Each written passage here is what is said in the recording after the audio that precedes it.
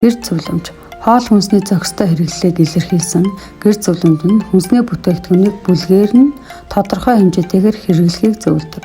Үүнийг хэлбэр ойлгомжтой болгохын тулд монгол гэрээр дүрсэлсэн. Гэрийн хан уйныг дүрсэлсэн хоол хүнснээс их хэмжээгээр хэрэглэж, харин тоон дүрсэлсэн 3 цагаанаас аль болох бага хэрэглэхийг зөвлөдөг.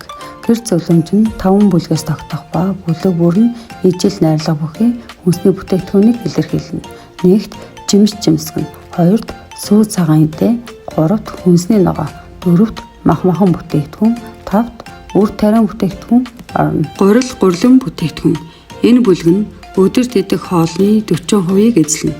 Гэрийн хамгийн өргөн хэсэг болох хананд гурил, будаа, гомин талах, гурлан бүтээгдэхүүн хамаарна. Өдөрт ойролцоогоор 11-жээр тооцно.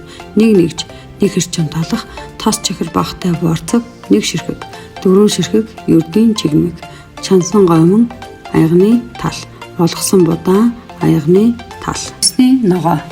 Хүнсний ногооны бүлэг нь мах-махан бүтээгдэхүүнтэй нэг төвшөнд, өөрөөр хэлбэл гэрийн ханы дээд хэсэгт оршдог. Өдөрт 4-8 нэгжээр тооцно. Нэгж, чансан жижигвтер төмс нэг ширхэг, дунд зэргийн улаан ловон нэг ширхэг, жимс жимсгэн гэрийн үнэнд буюу 3 дахь төвшөнд сүү цагаан идэтэй зэрэгцэн оршдог. Өдөрт 4-8 нэгжээр тооцно. Нэгж, чацраг нь болон байгалийн жимс нэг аяга, үзэн болон хатаасан жимс 4-ний 1 аяга, жимсний шүүс 2-ний 1 аяга, алим 1 ширхэг, дунд зэргийн шарловон 1 ширхэг, улаан лойл 1 ширхэг. Мах-махан бүтээгдэхүүн нь гэрийн ханы дээд хэсэгт буюу 2 дахь хэсэгт оршдог. Нэгж, мах 100 г, лазалсан загас, хагас буюу 2-ний 1, самар 1 аяга. Загас эсвэл дахианы мах алганы хэмжээтэй. Өндөг 2 ширхэг.